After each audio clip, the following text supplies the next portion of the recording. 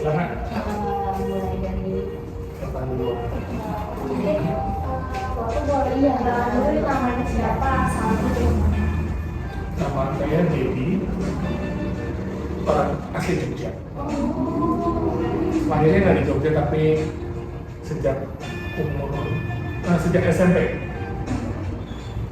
sudah tinggal di Jogja sampai sekarang. Di SMP dan di 5 di Kosovo. Ya, silakan mau tanya apa? Selanjutnya mungkin mau berkenan Bapak menceritakan latar belakang memulai bisnis ini itu gimana? Latar belakang ya. Saya kuliah lulusan teknik sipil. Sarjana teknik sipil. S2-nya juga S2 teologi ya, beda lagi. Usaha ini sebetulnya kalau usaha yang ini, yang Oma ini barusan sebentar, brand Oma ini baru setahun. Cuma tapi saya usaha di tempat ini sudah 20 tahun lebih, sejak tahun 99. Tapi itu usahanya begini, itu usaha mie ayam. Oh iya, jadi ya disalurkan dengan Ya itu usaha mie ayam. Sejak dulu saya nggak pernah kerja di bidang teknik sipil. Ya, jadi ya mungkin karena mau wirausaha, jadi kebetulan orang tua saya itu yang dari ibu suka masak dan pintar masak, jadi dia punya resep ya, resep warisan gitu, dari bikin mie dari nol, bikin mie sendiri sampai jadi hidangan gitu. Nah saya waktu itu lulus kuliah kenapa tidak dijual aja gitu, karena waktu itu saya nggak ada kepikiran mau melamar kerja. Jadi langsung aja saya buka gitu. Pertamanya nggak di tempat ini, di samping itu, tetapi setelah kemudian ini. Dan mie itu terus sampai 3 tahun lalu saya buka mixu, es krim mixu. Ya, es krim mixu. Karena ini mixu itu kan franchise. Ya, franchise itu kan ada aturan-aturan, itu kan harus ikut, ya kan? Salah satunya kalau mixu nggak boleh jual barang selain mixu.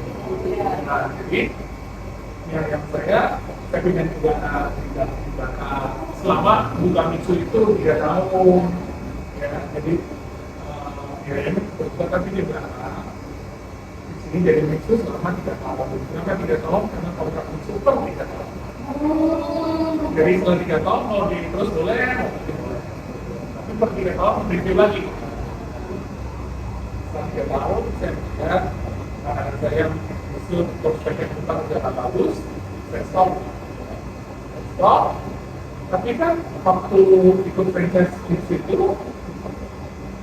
sudah mendesain sedemikian, sudah beri awal lebih banyak, ini kan tak murah. Kalau saya tutup, dia kan untuk menjual mie ayam bisa dijual tapi nggak ada harganya, kan begini. Dan selama 3 tahun juga saya kan sudah belajar lah. Mixu itu seperti apa, bahan-bahannya apa, semua orang mereka tahu loh. Jadi saya memberanikan ini, kemudian kita rebranding. Jadi resep mixu yang menurut saya laku, saya pertahankan. Mungkin menjadi nama, gitu kan. Yang nggak laku saya jual. Karena ini udah basic sendiri. Kalau franchise kan nggak boleh. Rebranding dengan nama Oma yang sekarang itu baru tahun ini setelah lebaran, itu 3 tahun saya, 3 tahun dengan mixu. Nah, kalau yang mixu yang lain kan, kalau perhatian mungkin ada yang tutup juga, berarti dia tidak meneruskan. Biasanya mungkin tepatnya itu kontrak. Kalau ini kan kontrak sendiri. Kontrak sendiri, jadi kalau apa ini kalau saya tutup, itu ganti yang saya sama sekali gitu. Biasanya di sini beli aja. Nah, karena ada punya sendiri, dia beri ayamnya di belakang, saya coba untuk lagi. Dan sekarang digabung, ada es krim juga ada mie ayam. Ke depan sih konsepnya nanti akan nggak tahu kemana, akan berkembang lagi gitu. Nanti juga akan seperti ini. Oh, tahu nama beli sendiri itu dari mana? Ya, Oma. Iya. Oma itu yang resepnya ayam itu kan itu ya. Ya kalau cucu saya pakai kan oma. Dikira bahasa Korea ada lima. Kalau di Korea oma itu apa sih? Artinya Oh, ibu. ibu ya. Iya. Kalau orang Indonesia kan nenek. Iya. Ya terserah mau diartikan ibu dan nenek sama-sama bagus. Sama-sama nggak apa-apa kan. Kalau saya kan ini ibu saya yang resepnya ayam gitu. Jadi sampai sekarang mie-nya itu bikin sendiri sampai sekarang gitu.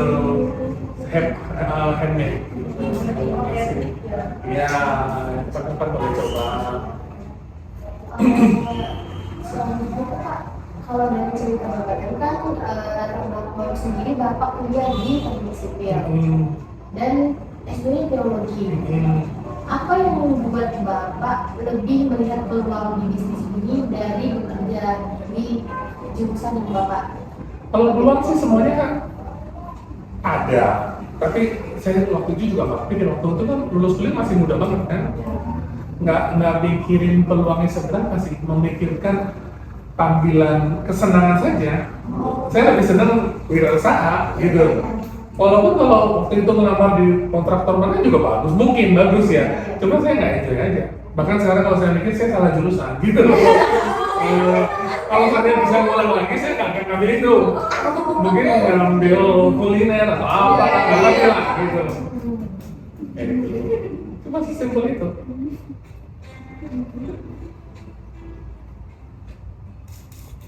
Ada yang salah jurusan nggak sih? Enggak ya, semua.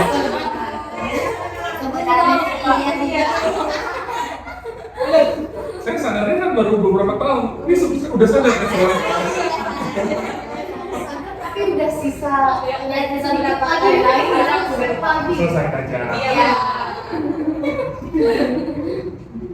Istri saya juga salah jurusan, tapi itu tadi Tapi dari cerita Bapak tadi tuh saya nangkapnya untuk ngambil keputusan ini kan nggak mudah ya. Maksudnya kalau wirausaha. Iya, wirausaha. Oh, iya. Iya, awal nggak mudah dan basically Bapak juga belajarnya cukup lama, belajar di teknik sipil dan belajar teologi juga. Makanya tadi saya tanya peluang apa, ternyata dari minat Bapak sendiri gitu. Oh iya, minat sendiri dan tentunya setelah kita harus bisa mengukur. Iya. Maksudnya ini enak enggak? Iya. Ini pantas dijual enggak nekat. Iya. Gitu. Waktu itu sebelum buka kan saya keliling itu yang jual mie misalnya di Oh, Jogja. iya. Mana? Saya cobain semua Iya. yang saya tahu gitu. Dan itu 20 tahun lalu masih sedikit sekali jualan mie gitu. Persaingannya tidak sesengit sekarang. Jadi saya cobain semua. Saya cobain punya oma, ibu saya. Wah ini mah nggak kalah gitu, ya kan? Ini pantas dijual gitu. Ya udah, cuma sesimpel itu, nggak ada perhitungan apa-apa. Dan modalnya nggak perlu banyak karena cuma di garasi rumah. Pertama bukanya, masakannya masuk dari sini. Kan rumah saya di sini di gang. Nah, itu. Mie ayamnya namanya Citra dulu. Oh iya itu tadi mau saya sebut tapi takut salah brand. Dulu Citra. Iya kan yang adanya mie ayam Citra ya. Dulunya di situ di gang. Iya, saya Karena di gang setelah mix itu, sebelum mix di sini di gang. Itu. Ini mulainya di garasi motor, itu di gang situ. Itu Pak, ini kan sedikit nih Pak. Kalau strategi pemasaran untuk strategi pemasaran dari mulai es krim, kalau es krim kan kita lagi udah punya brand ya. Ini strategi pemasaran bakmi atau mie ayam punya Bapak ini awal mulai tuh kayak gimana sih Pak? Nggak ada yang khusus tradisional kan. Nggak pernah pasang iklan. Ini om aja nggak pernah sewa food blogger, influencer, saya juga. Saya kok merasa nggak tahu ya, belum merasa perlu atau belum merasa efektifnya gitu. Kalau menurut saya ya mungkin efektif dalam hal mungkin ada orang yang nyoba lah mungkin kan gitu, tapi at the end menurut saya sih kalau kita nggak enak nyoba sekali nggak akan balik gitu. Kalau enak pelan-pelan nanti yang mulut ya lama-lama malah lebih pastilah menurut saya sih begitu. Masih tradisional lah, marketing session masih kolot lah gitu. Selanjutnya Pak, terkait dari saya yaitu sejauh ini apakah ada tantangan yang Bapak dapatkan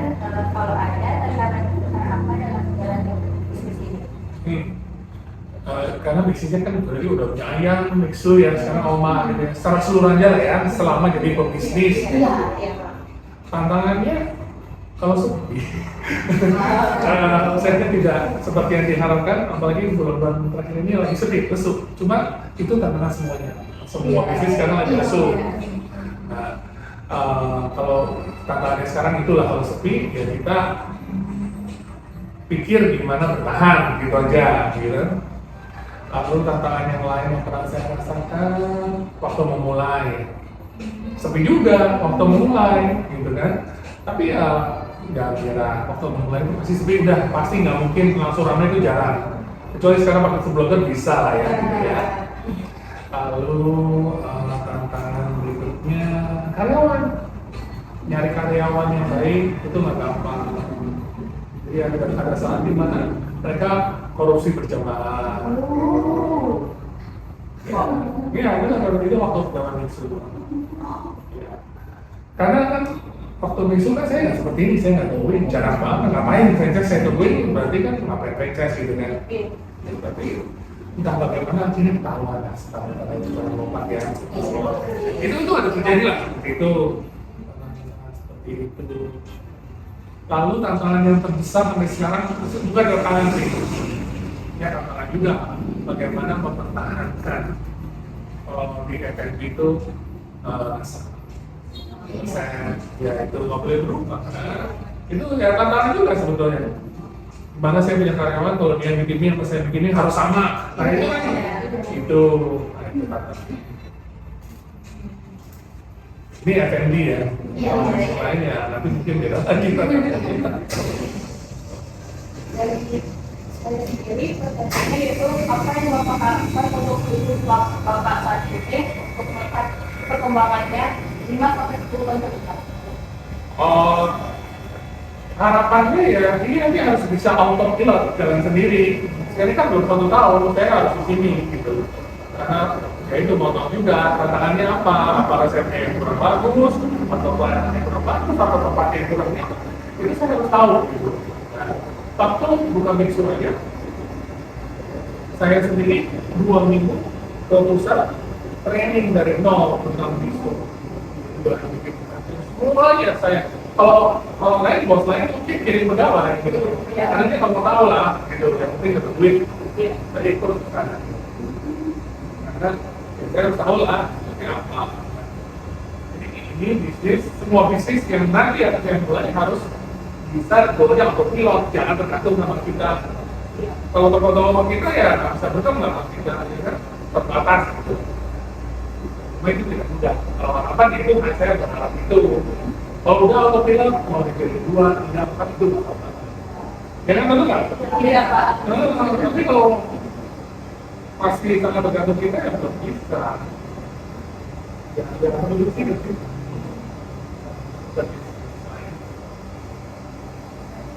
Itu Pak, kalau misalnya ada rencana untuk tambah. Oh ya Pak. Itu. Tapi kalau bisa malah nanti saya ini guys, gitu kan tidak jual kalau bisa kan tidak semudah itu, tidak semudah itu. Jadi kalau menurut saya ini kalau bicara anak itu masih mencari jati diri, kayak ngomong ini, tapi mencari jati diri. Makanya dalam tahap seperti ini kalau saya kepikiran besar mau dijual, saya coba, gitu loh. Misalnya saya info ini, coba jual gitu misalnya. Pikir apa lagi jual gitu kan. Tinggal nanti nggak laku, ada mau jual coba yang lain. Gitu. Jadi masih mencari jati diri. Konsep-konsep yang ada di luar ada. Kebanyakan bisnis dalam 1 tahun bisnis yang dimulai tidak sampai 1 tahun 80% itu berhenti. Jadi orang tuh nggak sabar memulai bisnis tuh lewat dari setahun ke sepi itu rasanya udah nyerah. Maksudnya tuh itu 80% itu sangat tinggi loh. Iya Pak. Tinggi. Jadi makanya memang tidak mudah berwira usaha gitu. Karena 80% gitu loh. Dan itu nggak nyampe setahun. Apalagi yang nggak nyampe 3 tahun gitu, lebih sedikit lagi. Nah, cuma kalau sudah bisa lewat titik itu biasanya itu akan bertahan lama. Gitu. Nah, jadi untuk saya mah ini belum apa-apa gitu. Kalau misalnya seperti belum memenuhi target lah katakanlah, ya saya nggak salahkan bisnisnya. Saya yang harus mikir otak gitu. Mana nih harus jual apa atau kita lemahnya di mana sampai di mana? Ya itu aja. Kalau kita udah kerahkan semua, terus makin dalam, ya sudah, paling nggak bisa. Ya udah ya kita coba yang baru. Sesimpel itu. Kan nggak apa-apa. Kalau saya dibilang, lokasinya buka oma, nggak sampai tahun tutup atau 2 tahun tutup, ya nggak apa-apa tutup daripada rugi terus. Bukan yang baru, emang kenapa sih dinilai orang? Oh kita tidak dinilai orang dari 1 kali, 2 kali, 3 kali gagal kok. Orang 3 kali gagal, apakah kan nggak bisa berhasil? Cuma kebanyakan orang persepsinya takut dibilang gagal sama orang. Iya. Gitu. Iya, betul nggak sih? Iya, betul. Kayaknya kita dibilang orang ngomong gitu, wah gagal gitu. Sudah kan masih gagal di bisnis itu. Bisnis lain kan belum tentu gagal. Iya kan, betul nggak? Betul. Nah, ini gitu aja. Jadi, aduh, hidup itu udah susah, nggak usah yang gampang-gampang dibuat susah gitu. Orang mau ngomong kita gagal, mau ngomong kita jelek, mau ngomong kita apa kayak gitu. Ya udah, bisa dipikirin, gitu kan. Yang penting kita kenal diri kita. Yang penting saya kenal bisnis saya, gitu. Kalau ternyata gue gagal karena memang saya nggak perhatiin, saya nggak serius apa, ya itu salah saya gitu. Tapi kalau kita udah tahu yang kita lakukan, orang mau ngomong apa, udah lah, apa sih istilahnya itu? Kafe anjing ngomong apa itu? Di bahasa, udah, gitu aja. Kalau kita peduli ngomong orang terus, kita nggak akan jalan-jalan. Iya. Ya, kita jalan aja. Saya bilang siapa yang bilang kamu nggak bisa? Bisa gitu loh. Berarti nggak bisa. Bahkan misalnya di keluarga kalian aja belum ada yang jadi bisnis yang berhasil, ya nggak apa-apa. Bukan berarti seluruh anak cucu nggak ada berhasil. Bisa jadi kamu yang pertama, kan gitu. Itu pikiran itu aja, ya yang harus, apalagi dunia itu tambah susah, kan gitu kan? Tambah susah, benar susah. 20 tahun lalu saya bisnis jauh lebih enak daripada sekarang gitu. Ya itu kan persaingannya makin banyak kan. Jadi kita nggak usah menjalani hidup yang susah ini dengan susah gitu, tambah susah nggak usah. Masalah besar kita kecilin aja, masalah kecil dihilangkan, udah gitu kan. Saya jalanin aja itu kunci tuh, jalanin aja. Kalau mau berusaha jalanin aja, udah punya ini, jalanin aja. Nanti kalau gini gimana? Udah jalanin, ya nggak, betul nggak? Betul. Jalanin aja. Kalau gini gimana? Kalau gitu gimana? Sampai lebaran kodok juga nggak akan, betul nggak? Iya, udah mau berusaha supaya apa? Mulai dari nol, mulai dari kecil jalanin gitu. Semua yang kita lihat gede itu dulunya yang kecil. Kan gitu, kecuali kita anak presiden gitu. Iya kan? Cuma berapa orang anak presiden gitu. Anak presiden mah bisnis gagal, dia nggak santai aja gitu kan. Ya kan kita kan beda gitu. Aja. Tadi berdasarkan yang udah Bapak ceritain itu cukup udah kompleks banget dan agak kaget sebenarnya dengan Bapak jurusan teknik sipil dan S2-nya kan teologi tapi memilih untuk menjadi businessman gitu kan kayak Saya lupa ada waktu saya milih bukan mie ayam gitu ya ada aja saudara yang dalam tanda kutip mencibir mie ayam sarjana gitu sarjana dibilangnya gitu ya seperti saya tadi mau ngomong sarjana kayak mau ngomong emang mau pikirin kan gitu. Dari situ kalau saya sendiri bisa ambil kayak keberanian Bapak sih yang awalnya salah jurusan itu dan udah peduli apapun yang orang bilang, yang penting saya punya tujuan, saya punya harapan. Ya betul. Dari saya bukan kan sebelum menikah. Iya. Nah dari jual mie ayam itu saya bisa menikah. Nggak ada 1 rupiah pun bintang orang tua.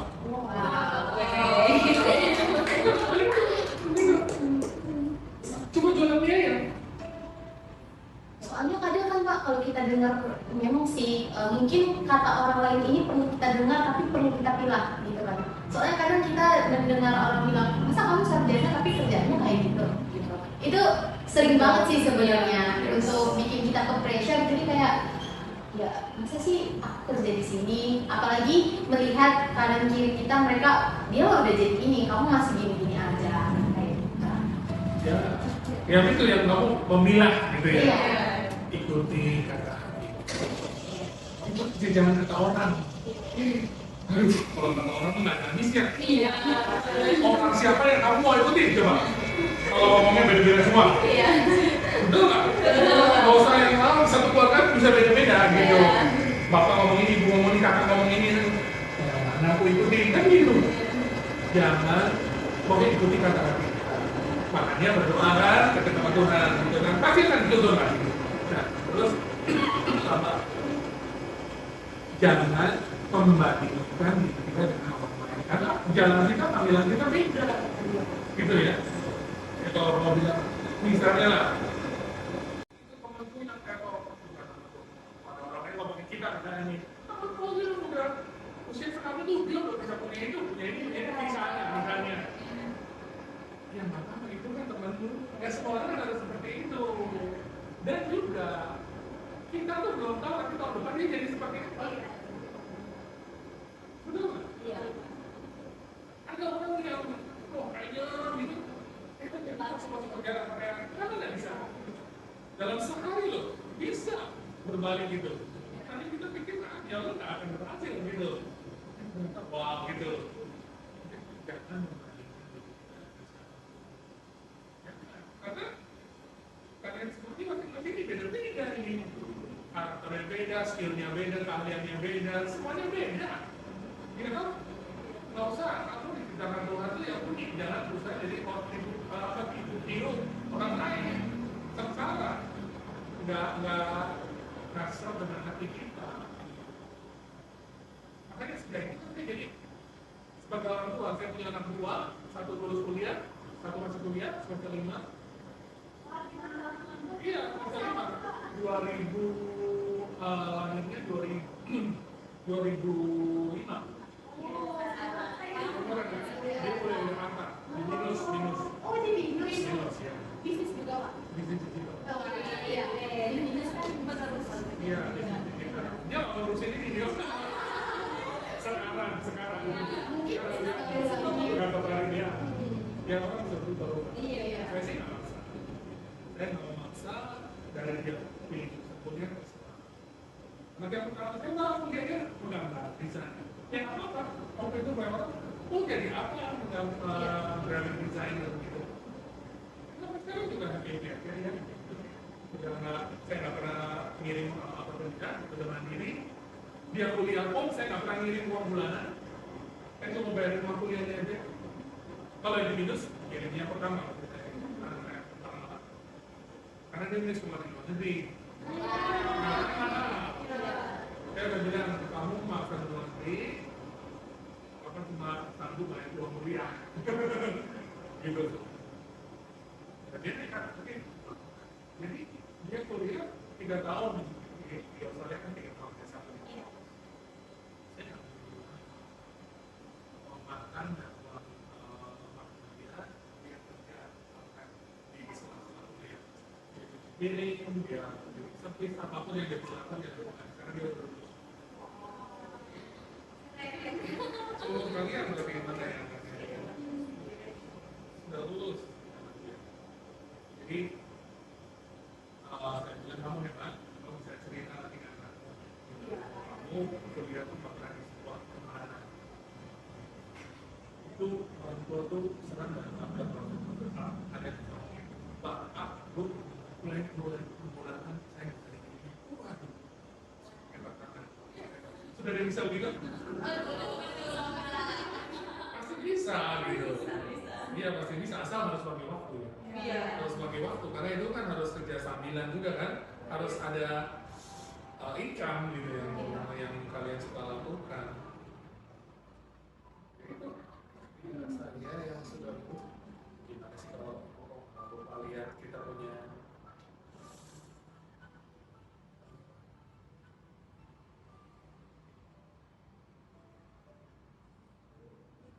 nah ini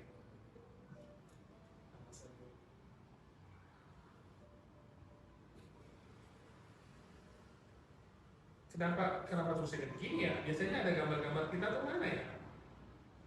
Kayak ini.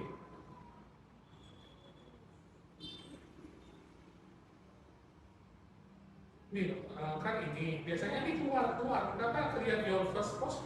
Kenapa ya? Aku udah sering buat yang banyak, kenapa keluar begini? Kenapa? Arsip. Padahal saya sering ngepost banyak gitu loh. Kenapa keluar begini? Tahu nggak?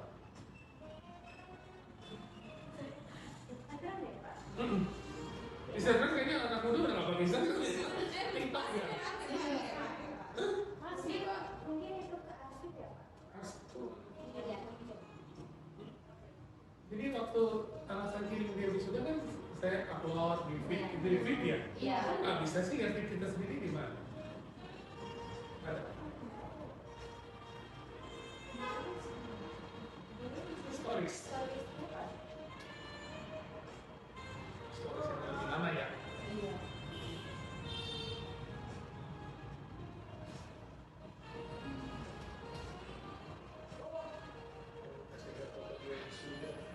Oh, atau lihat dia punya ini aja ya, Instagram dia ya. Iya, Pak. Ini Instagram dia, kenapa mau post ya? Lihat ini.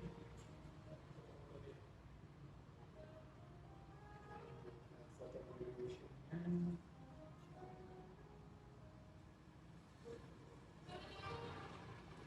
Ini lagi aneh nih kayaknya Instagram nih, kok fotonya saya nggak ada. Nggak tahu. Ini kan seumur kalian lah. Ini foto dia. Ini anak saya. Anak saya. Wow. Itu yang di Australia Pak? Iya, iya. Di sana? Itu ya di communication design. Desain komunikasi. Nah ini dia waktu diminta jadi model sama ada apa? Katanya fotografer. Ini dia foto-fotonya. Iya ini.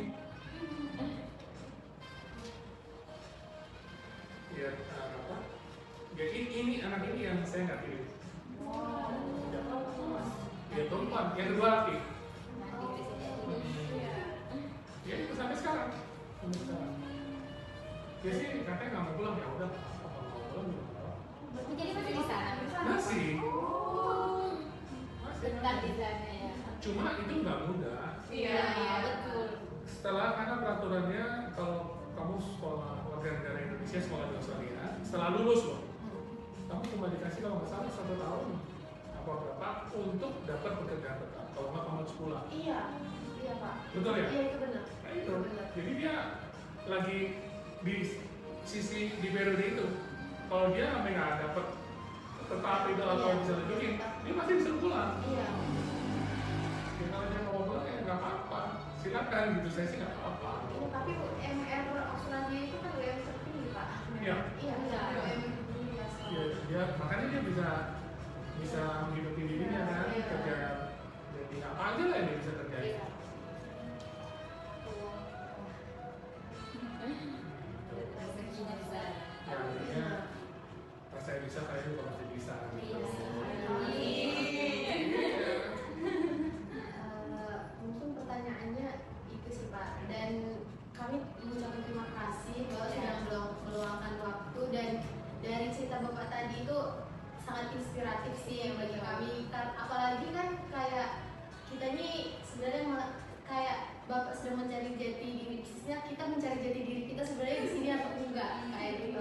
Jadi kayak lebih ke buat kita semangat sih dari cerita Bapak tadi. Ini satu lagi saya juga ngomong sama kelompok kemarin. Jangan berpikir bahwa wah orang Chinese itu memang ada dalam bidang swasta. Kalau yang lain tuh nggak ada gitu, susah berhasil. Itu salah. Itu pemikiran yang salah. Orang Chinese yang miskin, pengemis, gelandangan di Cina nya banyak sekali. Ngerti nggak maksudnya? Jadi kan kita yang Indonesia lihatnya yang di ngerti nggak? Oh ya segitu-gitu aja. Kalau yang swasta, kamu nggak dapat atasnya. Kamu jadi satu, seperti tadi saya bilang, kalau sudah autopilot mau buka 2, 3, 4, 5, ya nggak ada batasnya. Gitu. Kamu mau buka swasta apapun, mau jualan apapun itu nggak ada batasnya. Maksudnya batasnya hanya diri kita sendiri. Nah jadi buang semua pikiran satunya kan semua bisa berhasil. Tapi semuanya bisa. Yang penting melangkah, berani melangkah. Saya melangkah walaupun cuma di garasi. Gitu. Berani melangkah gitu. Pokoknya lakukan apa saja yang penting eksekusi.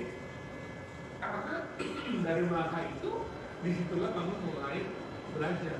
Waktu udah melangkah, kamu akan tahu, wah ternyata yang ini masih kurang nih. Oh ternyata aku juga harus lakukan ini. Kalau sudah melangkah, kalau belum melangkah masih diam, tahunya bagaimana?